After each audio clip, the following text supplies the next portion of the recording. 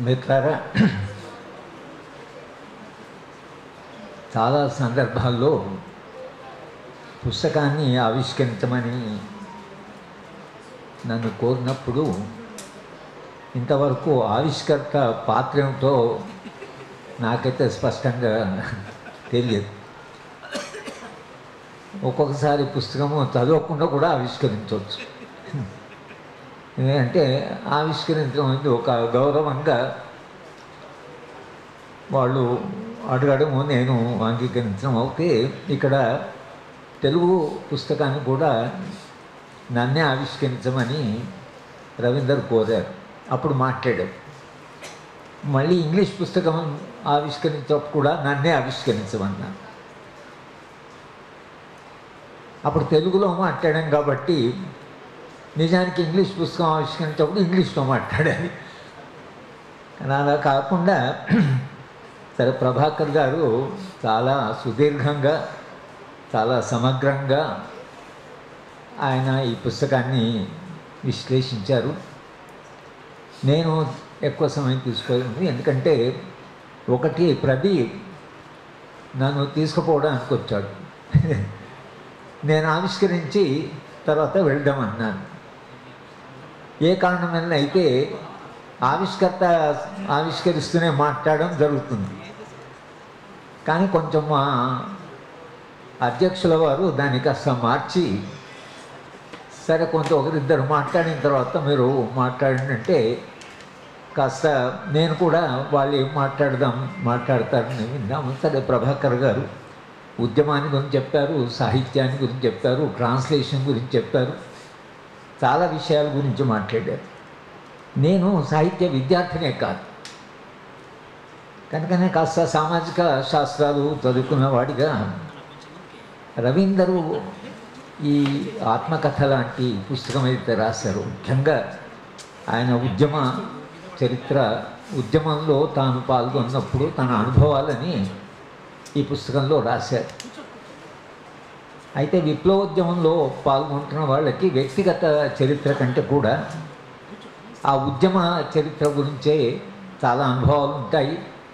ప్రతి అనుభవానికి పూర్తిగా ఉద్యమ అనుభవంతో ఒక అనుబంధం ఉంటుంది. అంటే మనము బయట ఉండే, ఇప్పుడు నాలాంటి వాళ్ళము ఒకవేళ ఇలాంటి పుస్తకం రాస్తే వ్యక్తిగత జీవితాన్ని గురించి ఎక్కువ ఉంటుంది. కానీ ఉద్యమాల్లో పాల్గొన్న వాళ్ళు, ముఖ్యంగా విప్లవోద్యమంలో పాల్గొన్న వాళ్ళ ఆలోచనలు, వాళ్ళ జ్ఞాపకాలన్నీ విప్లవోద్యమమే. ఉద్యమానికి వీడు చెప్పేటువంటి అనుభవానికి పెద్ద తేడా ఉండదు. కనుక ఇది ఒక విప్లవోద్యమ చరిత్ర కూడా. కానీ రవీందరు విప్లవోద్యమంలో పాల్గొన్నప్పుడు అప్పటి సందర్భం వేరు. అప్పుడు ఇంకా విప్లవము విస్తరిస్తున్నది, వికాసం చెందుతున్నది, అప్పటికి త్యాగాలు జరుగుతున్నాయి.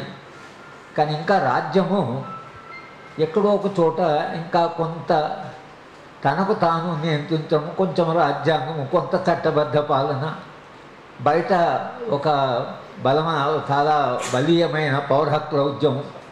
కనెభ్రాన్ గారిని మనము బాలగోపాల్ని గుర్తు చేసుకోవడం అంటే, కనెభ్రాన్ గారు కోర్టులో నిలబడి జడ్జి ముందర నిలబడితే జడ్జిలు భయపడేవాళ్ళే. కానీ కనెభ్రాన్కి ఇవాళ జడ్జిలు ప్రవర్తించినట్లు అప్పుడు ప్రవర్తించే సాధ్యం కానీ జడ్జిను కోపడేవాడు కూడా. ఆ సందర్భం వేరు. ఇవాళ అక్కడ శవాలు పడి ఉన్నాయి. బస్తర్లో చనిపోయిన వాళ్ళకి శవాలను గౌరవంగానే ఇచ్చేస్తున్నారు. బంధువులు వచ్చినా, కుటుంబ సభ్యులు వచ్చినా శవాన్ని చాలా గౌరవంగా వాళ్ళకి ఇస్తున్నారు. కానీ తెలంగాణ, ఆంధ్ర ప్రాంతం నుంచి వెళ్ళిన ఎవరైతే ప్రాణత్యాగం చేశారో వాళ్ళ శవాలు ఇవ్వడానికి వాళ్ళ సిద్ధంగా లేదు రాజ్యం. ఎవరేం చేయలేకపోతున్నారు. శవాలు ఇవ్వడం అనేది సాధారణంగా ఇంతవరకు మనకి ఇలాంటి అనుభవం లేదు. శవాన్ని ఇవ్వకపోవడం అనే అనుభవం లేదు. తల్లిదండ్రులు తీసుకోకపోవడమో, కుటుంబ సభ్యులు తీసుకోకపోవడమో, దానివల్ల బంధుమిత్రుల సంఘము, శవాల సేకరణ సంఘం వచ్చి ఎవరు తీసుకుపోతే వాళ్ళకైనా ఇచ్చారు శవాన్ని. మీరెవరు శవాన్ని తీసుకోండి, శవాన్ని ఇచ్చారు. కానీ ఇవాళ తల్లిదండ్రులు లేదా బంధువులు వెళ్ళి అక్కడ కూర్చొని 4 రోజులైంది, 5 రోజులైంది, మా పిల్లవాడో మా బంధువు మా అబ్బాయిది శవం ఇవ్వయ్యా అంటే ఇవ్వం. కోర్టుకు వెళితే మీరు చట్టీస్ గారు పోలీసులతో మీరు సంప్రదించి తీసుకోండి, ఇవ్వండి అని అనకుండా సంప్రదించి ఇవ్వండి అనేవారు. ఆ రోజుల్లో శవాన్ని భద్రపరచండి అని కోర్టు చెప్తే ఇమీడియట్గా దాన్ని భద్రపరిచేవాడు. పోస్ట్ మార్టం చేయండి అంటే చేసేవాడు. ఇవాళ న్యాయ వ్యవస్థ ఆ చొరవ తీసుకొని అనడం లేదు. ఇవాళ బంధువులు వెళ్ళిన పోలీసు వాళ్ళు అసలు ఇవ్వడం లేదు. బేలా భాటియా ఆమె ఛత్తీస్గఢ్లోనే చాలా కాలం గత 2 దశాబ్దాలు అక్కడ పనిచేస్తున్నది, క్యాంబ్రిడ్జ్ యూనివర్సిటీలో చేస్తే ఆమె పట్ల కొంత పోలీసులు కాస్త గౌరవంగానే. ఇవాళ ఆమె ఫోన్ చేస్తే చాలా దురుసుగా ప్రవర్తిస్తున్నారు అంటున్నది. నా మీద కూడా చాలా దురుసుగా ప్రవర్తి, నీకేం సంబంధం అని. ఆమె అక్కడే కూర్చున్నది, శవాలు ఇచ్చేది అక్కడ, నేను పోనే.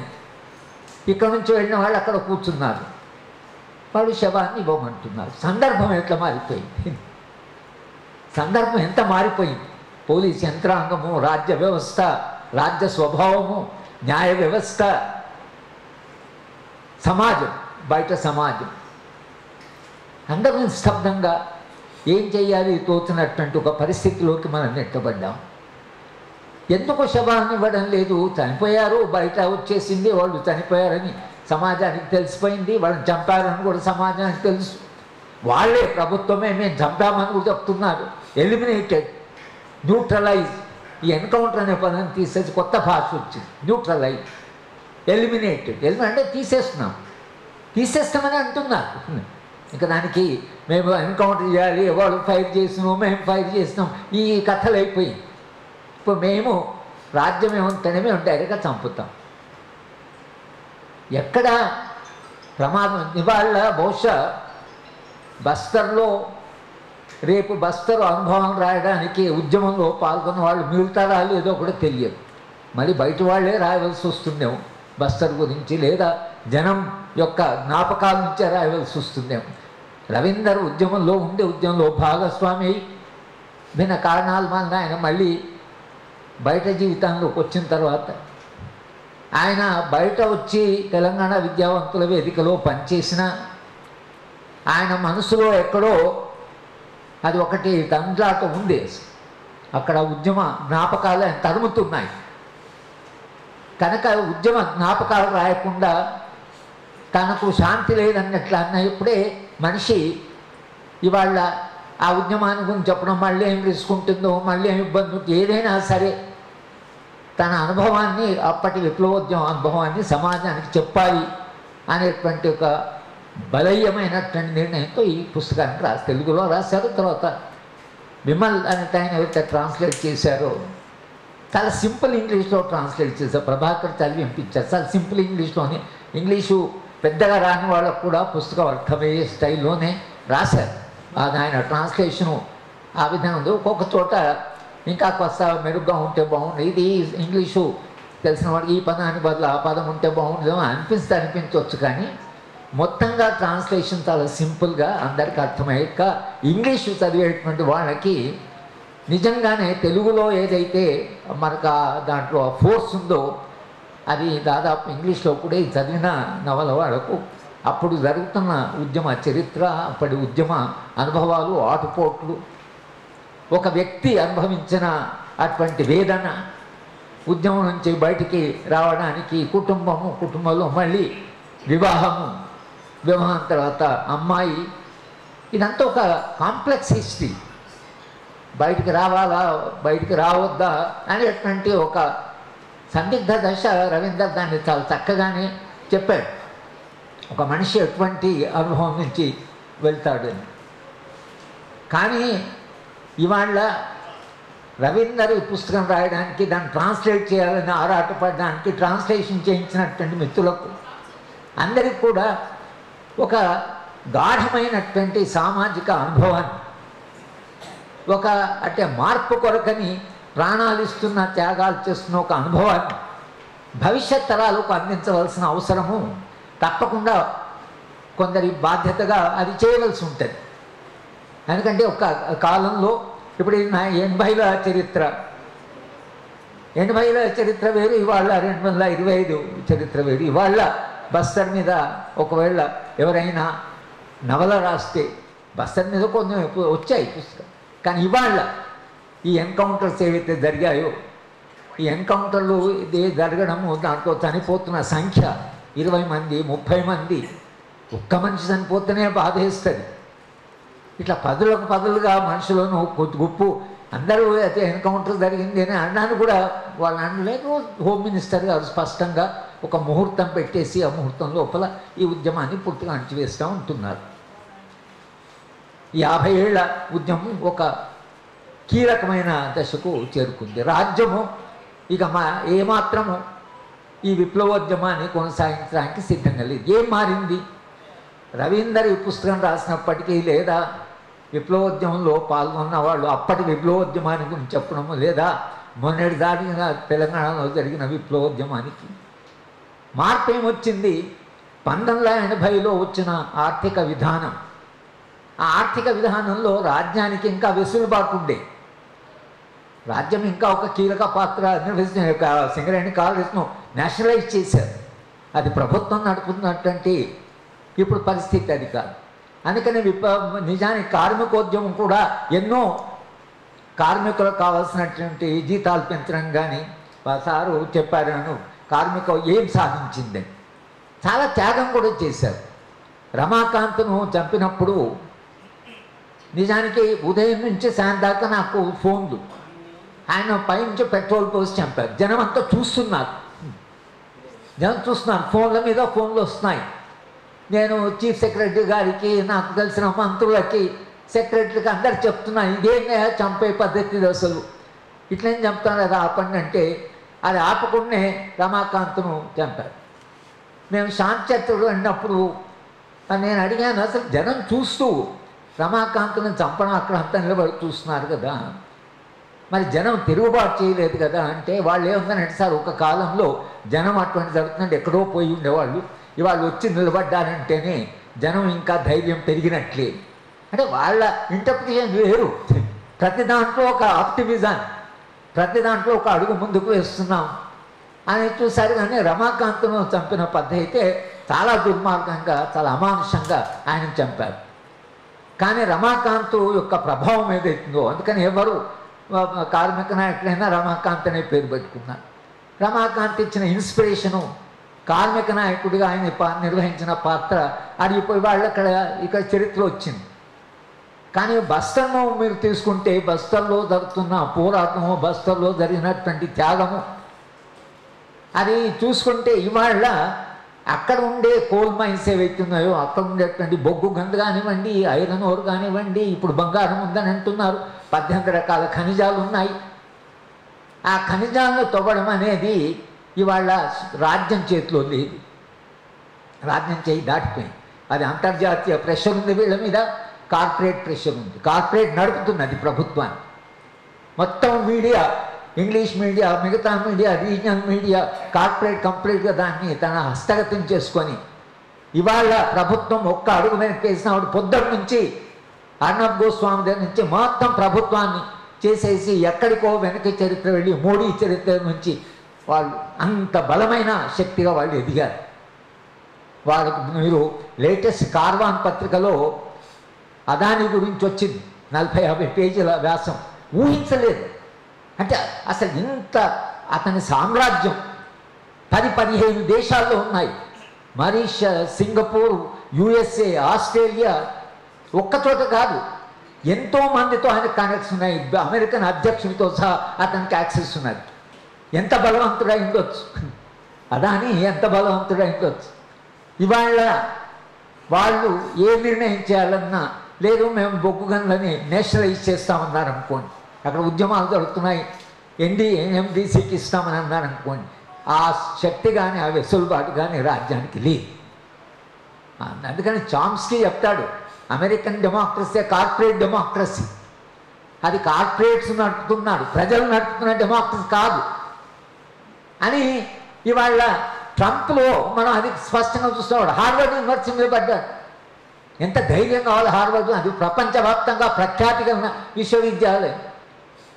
కానీ దాని మీద పడ్డాడు. విద్యార్థులు రావడానికి వీళ్ళని, ఉద్యమాలు చేయడానికి వీళ్ళని అంటున్నాడు.